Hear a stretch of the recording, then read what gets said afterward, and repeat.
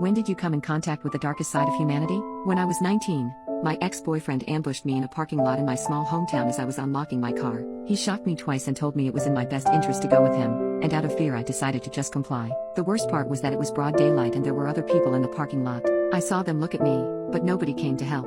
He drove me for over 2 hours until we finally arrived at his house, where he brought me inside. He proceeded to tie me to a chair, and I watched as he had a psychotic breakdown about what we could have been and how I did this to him. He stabbed himself 3 times, and me 27 times, and every time he drew red from either of us he'd tell me this was my fault. He'd sit there and interrogate me right after, asking me what my current boyfriend had that he didn't. He ended up using the red he drew for me to write our names followed by a love heart on his wall. After 4 hours he stopped what he was doing, and I watched him have another psychotic breakdown in front of me.